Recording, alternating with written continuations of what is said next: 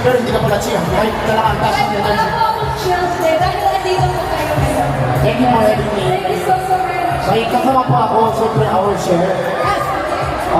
Chef Dompyo, Priston. Ayan. Well, thank you so very much. Thank you. Hello po, madalang people. Maraming salamat po.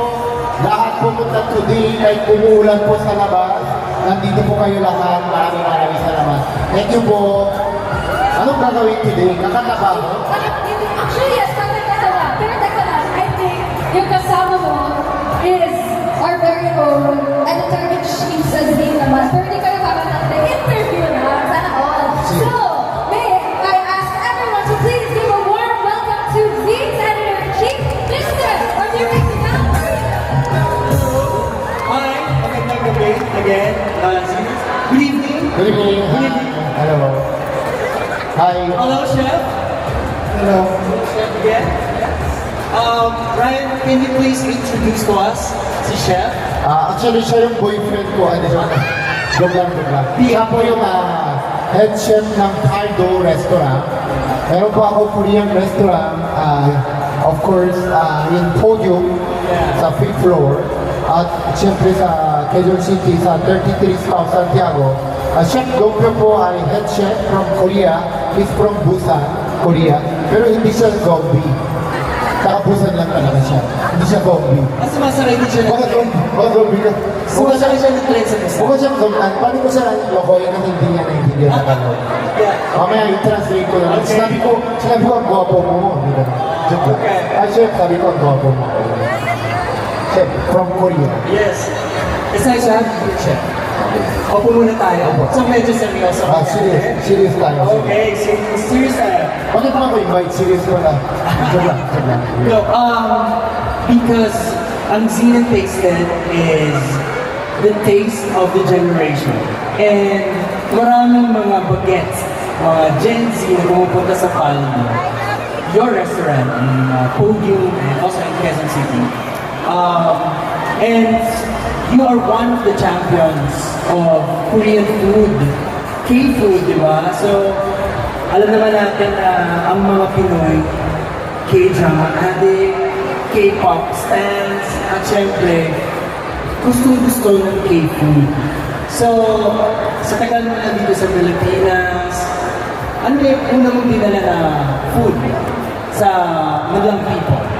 Actually, nagsistart po ako ng negosyo 2020 during pandemic.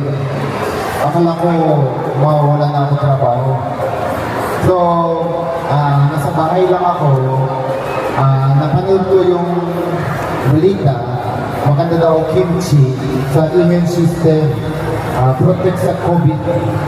So, nagbebenta po ako ng kimchi during pandemic, year 2020, December. Tapos, nung nagbebenta po ako ng kimchi, recipe ng nanay ko, kasi magaling siya gumawa ng kimchi. Tapos, nung nagbebenta ako ng kimchi sa online, ang dami bumili. Kasi, syempre, pinapadala ko syempre kay Manibay, sa mga showtimers, pinapost nila, sinashare nila, yung kimchi ni Ryan, in fairness, masarap. Kimchi ni Ryan. Kimchi ni Ryan. So, doon kumikita na ako for the first time. So, natutuwa ako, pwede pala negosyante kay online. Tapos, nung kumikita na ako kimchi, recipe ng nanay ko, tatay ko po ay isang taxi driver sa Korea. So, yung tatay ko, nung bata ako, pag sumasakay po ako, mamaya magsalita ka. Sorry nag-board siya. Hindi. Yung tatay ko, paboritong papay, cooked rice. Sa Noryang-jin sa Seoul, pagpunta kayo sa Seoul, Noryang-jin sa seafood market, doon kami nagtatambay ng tatay ko ng cooked rice, Korean cooked rice. So, nakilala ko, dinala ko dito ng Korean cooked rice ng Dukop. Yes, nag-open ka ng Dukop. Nag-open po ako ng Dukop sa may Tomas Morato kasi during pandemic, maraming bakante. So, nangalap ako ng pwesto na mura lang. So, nag-start ako kasi sabi ko, ito yung chance ko para maka-open ako ng first store. So, nag-open ako ng Dukok. Doon sa loob ng Dukok ng Cup Rice, binibenta ko rin yung kimchi ko. Yan, doon ako nag-umpisa ng food business. So, na-inspire ka na, tuloy-tuloy. Na-inspire ako kasi base sa experience ko, kasi yung nanay ko talaga mahusay gumagawa ng kimchi. So, pero tinanong ko sa recipe ng nanay ko. Tapos, like kami So, ikaw talaga yung gumagawa? yeah, una ako gumagawa. Ikaw talaga? Hindi pa ako affordable na magbayad ng sweldo. Wala pa. Pinag-afford pa. Hindi pa. So, umpisa ako mismo gumagawa ng kimchi. Tapos, so, kung gusto nyo kimchi, punta kayo sa bahay ko. Marami po akong gumagawa ng kimchi. Tikman niya ang kimchi ni Brian. Yeah. Tapos, yung talaga mismo first time ako gumawa ng store sa Calzada, sa Tomas Morato, ginawa ko yung Cup Rice. Kasi yun yung paborito ko kaya ng tatay ko. Parang may inspiration ko. Ang ganda ng kwento, di ba? From family at yung mga food na kinalakihan mo. Na dinala mo naman yan sa pangalawang tahanan mo. Kasi yung kimchi, maganda yung sa immune system, lalo na mga nanay, tatay, lalo na yung COVID during pandemic. Kaya ang dami bumili ng kimchi. Kasi yung cup rice, 99 pesos lang dati, ginawa ko parang affordable. Tapos yung mga driver, kasi taxi driver tatay ko eh. So gusto ko yung mga drivers, magaling doon, para yung mga experience ko afford nila. Kaya ginawa ko yung Dukok. Tapos naging 10 branch ng Dukok, binenta ko sa negosyante. So, Kumita ako sa 10 branch ng Dukok, binenta ko ng Dukok, nagtayo po ako ng palto. paldo. Okay. Ikang lang alam natin, no? Yung paldo, alam natin yung salitang paldo, di ba? Sa salitang Tagalog, yung salitang talim, pal, o panalo. Ano ba? Parang madami kang bitbit or busog na busog, di ba? Pero ngayon ko lang nalaman na may ibig sabihin pala ang paldo sa salitang Korean. And Ryan, can you explain to us ang ibig sabihin ng paldo sa Korean? Kasi dito sa Pilipinas sa atin, masarap yung halimbawa tuna sa Jensen. Masarap yung mga hipon sa Iloilo. Diba? Masarap yung mga bulalo sa Tagaytay. Diba? Iba-iba yung mga kakain dito sa Pilipinas. Paldo ibig sabihin, hindi yung makapalwalit. Paldo ibig sabihin sa Korea, 8 provinces. Kaya gusto ko pa mga Pilipino, mga kababayan natin, pag pumunta kayo sa Paldo, matry nyo 8 different provinces na sikat sa Korea yung mga pagkain. So meron kami sample ng Jolago, parang Luzon, Visayas, Mindanao, tayo tatulo. Di ba sa Korea, 8 po yun. Sa Kamondo, Gyeonggakdo, Jeollado, kasama Seoul, Gyeonggi-do. So yung 8 different provinces, hindi kayo kailangan kumikot sa buong Korea. Pagpunta po kayo sa Paldo, pwede kayo mag-order.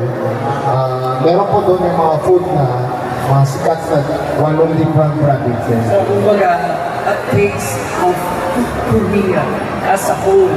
Kasi iba-ibang provinces kaya iba-ibang specialty per province. Dati po kasi ako gumagawa ng kimchi.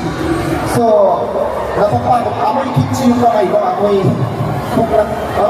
spicy ako.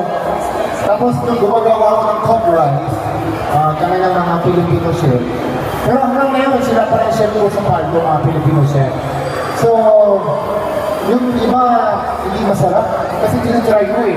Hindi ka naman talaga akong chef. Diba? Wala naman ako lisensya sa Korea na talaga marunong ako magluto. So, nung binenta ko yung 10 branch ng Dukok, nung nagtayo ako ng Paldo, na gusto kong authentic talaga. So, kaya ako sa nag-hire from sa Busan, Korea. Kasi yung nanay ko, my mother is from Busan. So, yung mga kilala niya, kaibigan niya, pinunta ko si Chef Dompyo, dinala ko siya dito. Siguro ito tanong kay Chef Dong. Ibang-ibang Busan sa Seoul. Kapunta namin sa Busan, dito sa mga food festival, sa international food festivals. Maraming seafood. Parang seafood. Mas tahimik. Gusto ko lang malaman kay Chef kung ano yung dinala niya kung Busan to Palma. 부산에서 제일 유명한 음식 중에 혹시 저희 May subtitle. May subtitle. 부산에서 제일 유명한 음식 중에 저희 팔도 식당에 있는 메뉴에 포함된 게 어떤 것이 있는지 설명을 좀 해주세요. 제일 유명한 거는 딱 해주시고 그만 하시는 답이 파우스 해줍니다. 네, 해주세요. 지금 팬들이 부산에서 제일 유명한 건 내국밥이 제일 유명합니다. Yung pinakasikat sa Busan, meron kami yung sabaw. Sabaw na may yung pork, cage cookbap. So pork yung sabaw, yung sikat sa Busan, dinala na sa Palto. So meron kami yung mga sabaw, tapos may mga pork, tapos tayo naman yung pork, papasok doon yung mga kanin, sarap yun. Yun dinala niya daw sa Palto menu. Nako. Tsaka yung prices po namin Ito yung hindi usual mo na makikita sa restaurants eh. Kasi authentic talaga na from the province of Busan. Yes, authentic. Tsaka yung prices namin sa Fardo, affordable talaga. Hindi sobrang mahal.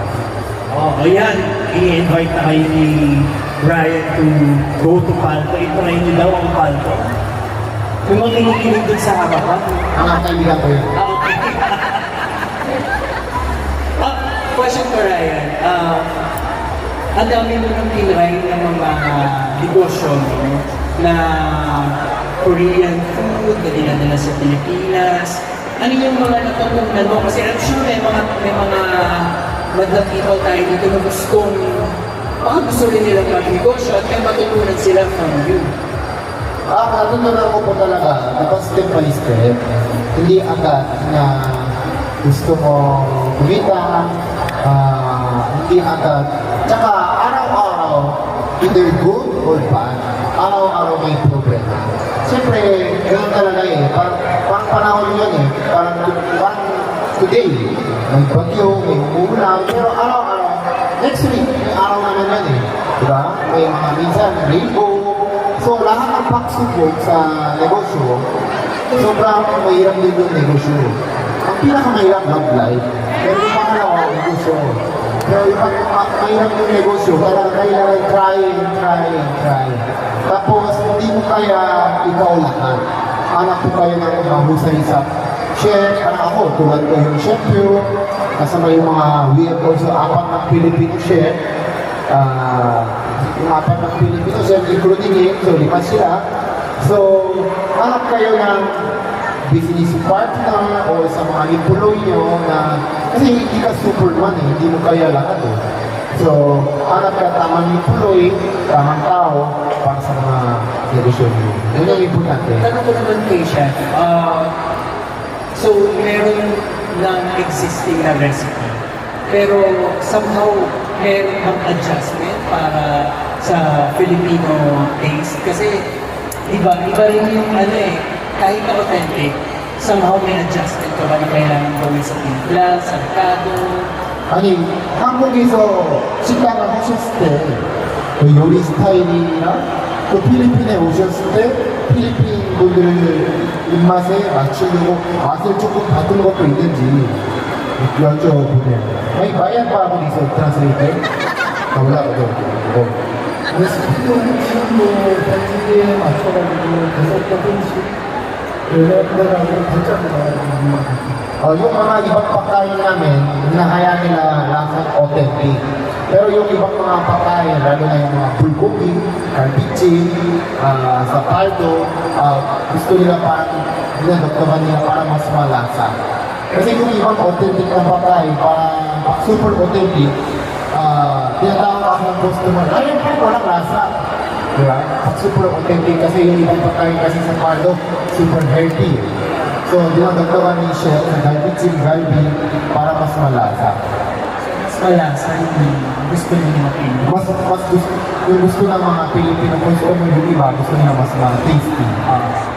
Ano yung meron ka bang Ryan, na pinaka parang tumatak sa'yo na experience mo in serving a customer globally? Hindi, natutuwa ako kasi pag nakita nila ako, ay, upo ka dito. Tapos, order na rin, ha? Ako po, sa akin po yung restaurant. Dito ba? Pag pinapaupo nila ako kasi yung customer dito, very family eh. Very natutuwa ako pag nakikita nila ako. Korean. Para akong mascot sa, kung sa Enchanted, di ba? Ay, upo ka dito, natutuwa sila sa, oh, kit, no, magbubugyan sila sa akin. Minsan, akala nila aso ako eh. So, natutuwa ako pag kumakain. Kasi naiingit ako eh. Alam nyo, pangarap ko talaga, nagpo-pray ko ilang taon na. Pangarap ko, gusto ko, nanay, tatay ko, ako, pamilya ko, kain kami sa bahay. Pero sa restaurant ko, lalo na tuwing linggo, pagkatapos ng yung mga hapon, pagkatapos ng simba, pag nakikita ko mga Pilipino, pag kumakain sila buong family, pati yung anak nila, pati yung apo, pati yung mga nanay, tatay, lola, lolo, natutuwa talaga ako. Pero hindi pa rin ako nagbibigay ng discount. Medyo kasi lang. Kasi siyempre may discount card sila para senior, di ba? Medyo lang. Pag natutuwa ako sa, kaya pag napansin nyo, sa pagpunta kayo sa Pardo, talaga inorder namin ni Chef Dongpyo na table namin for family. Kasi yung mga Filipino family, hindi lang apat eh. So gusto nila pang 8, 10, Kasama ko. kasama lola. Kaya pag nakikita ko yung mga customer, kasama buong family, minsan sasabi ko sa kanila, ilan yung swerte nyo? Kasi lumalabas pa kayo, buong family, nagbobondi kayo. Siyempre, natutuwa ako. Diba? Siyempre, naiingit din. Kasi wala ako masyadong experience na kasama, siyempre, separate kasi yung magulang ko, only child pa. Siyempre, pero ini-experience ako sa family ni Mami guys. Pero sa pamilya ko sa Korea, wala akong masyadong experience. Kaya sa Pardo, pag nakikita ko nabubuo yung mga family, minsan yung mga birthday, minsan celebrate sila kasama family, happy ako. Parang nagiging yung business mo pa, nagiging purpose mo na din siya sa na nakita mo na nagbagawa ng mga family sama-sama, kaya walang okasyon, wala. Kasi ang Filipino family, every weekend, or kung ano ng okasyon, kaya malimit, kaya wala kayo store, mag-celebrate together, sama-sama. And nakikita mo yun sa restaurant nila. Yes, tsaka yung restaurant ko, siguro yung iba akala na nagsisinungaling ako kung ang purpose ko hindi talaga kita eh. Ang purpose ko talaga, okay kami ng business partner ko, yung prices ng menu, check nyo po sa Pardo Restaurant sa Instagram or Facebook, sobrang baba, affordable talaga. Less than mga 200 pesos, 300 pesos. Tapos meron din kami lunch buffet. Very affordable. Yes, very affordable. Lunch buffet sa Podium. So we are still trying to fixing now sa beef and pork na buffet for affordable. Talaga gusto ko, syempre, I want to give back to mga madalang people, yung mga Pilipino, yung iba sa pinapanood nila K-drama, pero hindi pa sila kaya pumunta ng Korea. Gusto ko pupunta sa Pardo para they can experience authentic na Korea. Kasi yung Korean restaurant namin sa Pardo, authentic is Korean eh, Korean chef eh. Yun ang importante. So, kaya dinala ko dito ng Korean chef, Chef Dongpyo, napakahusay. So, para pagpunta sila Pardo, ay na-feel nila authentic lasang Korea, tsaka affordable pa yung prices. Tsaka yung ibang customer sa sobrang fail out doon, minsan matutulog sila 2 weeks, hindi umuwi. Hindi mo sinisingan yung rent. Yeah, ano yung nakita mo na similarities in terms of something like Korea and then ngayon yung 2 decades ka na halos sa Pilipinas, ito pa rin mag-aral. Nandito ako 2005, October 20, 10 p.m. Nalala ko, ngayon na. Ulitin mo, ang nakakalala ko nila rin.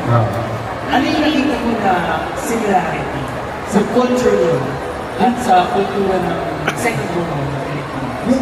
Yung similarity talaga sa mga Pilipino at Korea, alam mo, natutuwa sa Korea, malaking utang na loob nila sa Pilipinas. Nung may gera kami sa Korea, 1950, unang bansa tumulong sa Korea ay Pilipinas. nagdala sila ng more than 70,000 na sundalo sa Korea. Kaya pag punta kayo sa Korea, pag sabihin nyo, Pilipino kayo, talaga po ang alok sa buong Korea sa Pilipinas. So, yung mga Korean, may utang na loob din sila. Hindi nila nakakalimutan kung sino ang tumulong sa iyo. Ganun din sa mga Pilipino eh, di ba? Mga Pilipino, meron din tayo namin may utang na loob. Hindi tayo makakalimutan kung sino tumutulong sa atin, di ba? Sino dumadalaw sa atin pag may patay, di ba? So, yun yung mga similarity ng culture. At, syempre, gusto ng Korea, pati dito, family-oriented. Tapos, respeto sa magulang, sa mas tanda sa'yo. Marami tayo similar na culture na parehas. So, kaya nung ang pumunta ko sa Pilipinas, madali lang sa akin mag-adjust dito kasi same naman yung culture. Ano na pumahal ka din sa Of course, mahal naman ko. Yes, mahal naman ako siya sa Pilipinas. Kaya ako nandito, di ba? Marami kang makaisip, baka tuloy yung laman niya.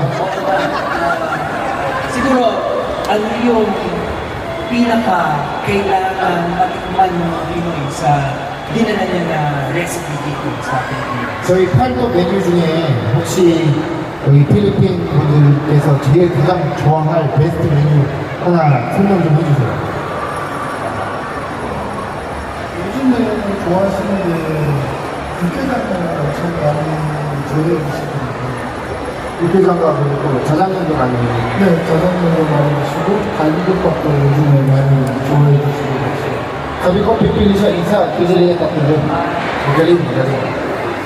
Na si Chef, sabi ni Chef, mahilig ka sa mga Filipino customer na yung jajangmyeon. Meron po kami black noodle. Parang pancit. Black noodle. Na ang dami natin yung mga Gen Z na kumakain dyan. Meron din kami UK dyan, kung mga spice na sabaw. Yung mga mahilig sa spice na gusto nila pang ulan kasi. Raining season, ang dami na ko-order ng UK jam. Tapos yung galbichin. Yung beef na galbichin with cheese. Meron kami yung pwede kayo mag-order ng cheese with galbichin. Dinidip nila sa cheese. Matutuwa talaga sila. Wow, ako nakakatakam lalo na ngayon nag-uulan. I'm sure gusto yun na sabaw pumunta kayo sa Pando. But before we wrap this up, gusto ko lang tanungin Ryan, ano yung vision mo in terms of your food business, bringing Korean food sa mga Pilipino? Ano ba yung gusto mong mangyari in the future? Actually, yung nag-umpisa po ako sa negosyo, kung gusto kayo mag-start ng negosyo, dapat po anong gusto ng puso nyo. Anong gusto ng heart, tapos yung base sa experience ko, alam ba, nag-umpisa talaga ako kasi paborito ko yung kimchi ng nanay ko. So, nagbebenta ako ng kimchi, tapos yung top rice, kasi paborito ko kain ng tatay ko. Tapos ngayon, ginawa ko yung gusto ko ma-experience ng mga Pilipino na authentic ng Korean food. Kasi akala ng mga madalang people dati pagkatapos ng pandemic, akala nila yung Korean food, samgyeopsal lang, hindi nila alam ibang pagkain, wala sila idea. Ngayon, samgyeopsal lang mga pagkain, marami ng pagkain eh. Kaya sa community, samgyeopsal. Kaya nagtayo ako ng paldo, para yung mga ibang madalang people, pagkatapos ng showtime, nasapunta sila sa paldo, matry nila iba-ibang pagkain, 8 different provinces ng Korea, kaya paldo. Tapos, meron din ako mga Korean hair salon, of course, Borido art, para matry din nila Korean hairstyle naman. Iba rin ang Korean haircut, ha? Tapos, sa September, yung pinakasikat ng yogurt, yung Hajong is most famous yogurt sa Korea, more than 300 branches sa Korea. Yung Hajong, pumunta dito, makukupo dito sa September sa Murong Asia. Tapos sana sa market, sana pasok dito ng Hajong, famous ice cream. Yun, doon ako sa food. In the future, gusto ko mag-tayo ng school. Sa libreng school para makaaral yung mga Filipino students na may ibang Korean teacher, may Filipino teacher, mula. Kasi yung mga Morido Art, Korean hair salon ko, isa lang yung Korean stylist, lahat Filipino stylist. Tapos sa Pardo, 2 branches, 4 yung Filipino chef, tapos mga 50 plus Filipino employees eh. Siya lang Korean. Kaya gusto ko yung mga collaboration ng Korean, kasi mag-share silang mga recipe sa mga Pilipinos. Para yung mga ibang Filipino employee in the future, magtatayo sila sarili pag umuwi nila sa kanilang provinces, kaya ginamap tayo ng Korean restaurant from this recipe. So, yung style na ng negosyo ko, hindi kami madami ang share din ng mga recipes, yung mga share din blessings. So, in the end, yung from my heart, gusto ko magtayo ng school. Tapos, araw-araw ako magsalita ng bulol. Hindi, joke lang. Pero okay lang, naiintindihan ka naman ng mga tao. Gusto ko mag-tayo ng talaga sa school. Mahilig kasi ako sa mga students na natutuwa ko sa mga batang Pilipino. So gusto ko mag-aral sila sa school ko. Tapos lunchtime, ang bawon nila, bawal. Pojiba lang. Ang bawon ng student, puro pojiba. Upar sa kwarta. Ganun ba nag-promote ka? Pero, seriously, nakakataba ng puso na marinig yung kwento ni Ryan, no? Yung history niya personally at yung piniplit niya na history ng Korea at yung pati nung World War II, natatandaan ba niya Ryan? Lahat yung may influence sa pagmamahal niya sa Pilipinas at yung magdala niya ng mga pagkain at kultura mula sa bayan niya sa Korea. And ang dami natin palang similarities, di ba? And that's how food can bring us together. So thank you so much, Ryan, for being with us tonight here at the Ayala Malls Market for the Zine and Tasted Food Festival. Maraming salamat for sharing your experience as an entrepreneur na hindi lang isang artista at sikat na television personality, but someone who brings stories through food. Thank you so much, Ryan, and thank you so much, Chef, for coming here kahit umuulan. Maraming salamat. Yes, please promote your restaurants. 네, 식당으로 여기 앞에 계신 분들 초대해달라고 저희 필리핀 분들 식당으로 혹시라도 초대해달라고 한 말씀 하더라고요. 열심히 이렇게 많은 걸 방문해주시면 감사하겠습니다. Punta lang po kayo, subukan niyo po Authentic Korean Food yung Pardo. Of course, first branch namin, 13 Degrees South Santiago, malapit po sa ABS, CBN. Second branch po namin sa Podio, 5th floor. At third branch po namin dito sa Market. Sana floor. Yeah, so maraming salamat sa inyo lahat. Thank you so much. Thank you, Ryan. Thank you, Chef.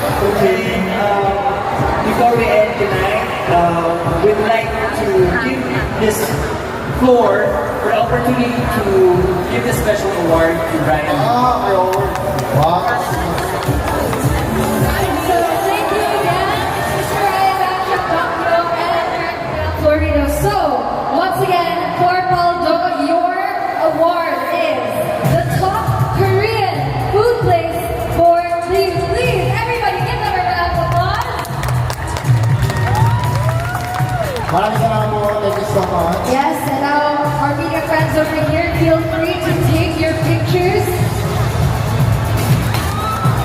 We're getting one with everyone here today. All the fans, people who love Ryan Rock, we're really so glad that dito po kayo tonight, this evening. Kawai-kawai lang. Maraming salamat po sa inyong lahat. Una-una gusto ko magpasalamat lahat ng buo ng Gym Magazine, Gym Tasting Food Festival na in-invite po kami of Chef Lumpio, Pardo Restaurant. Maraming salamat pa lang branches namin, pero thank you so much sa lahat na Gym Magazine na in-invite po kami sa this wonderful event. So, sobrang po kami natuwa. Actually, this is our first award. Kung hindi nyo kami binibigay dito, baka balak namin next year. Gagawa ko ng trophy sa dito. Pero hindi binigay dito kami. Maraming salamat. At gusto ko rin po magpasalamat sa Market sa Ayala Malls. Maraming salamat. Sana yung third branch namin mag-open here. Gusto lang iuhan siya, mag-open here yung market. Kaya maraming salamat, market. At sa inyo po mga dalang people, thank you so much. Maraming salamat po sa inyo. At alam niyo naman kung gaano ko love ko talaga ang Pilipinas. Love ko kayo. Kaya mamaya hati po kayo lahat sa bahay ninyo. Maraming salamat. Thank you so much. More blessings po sa ilang lahat. Samahan niyo po, family niyo po, siyempre yung mga magulang niyo po, para lalo kayong bless ni Lord. At samahan niyo po, mami niyo, dati niyo, lola, lolo, siyempre sa iba pang restaurant, na pinipili ng Gin Magazine. At of course, minsan subukan niyo po sa Pardo Restaurant, Chef by Gopro. At of course, me, subukan niyo po Pardo, we have an authentic Korean restaurant at affordable prices na. Kaya maraming salamat po today. At ingat po kayo pag-uwi. Thank you po. Thank you for having me. Thank you so much. Okay, akin na lang ito. Yes!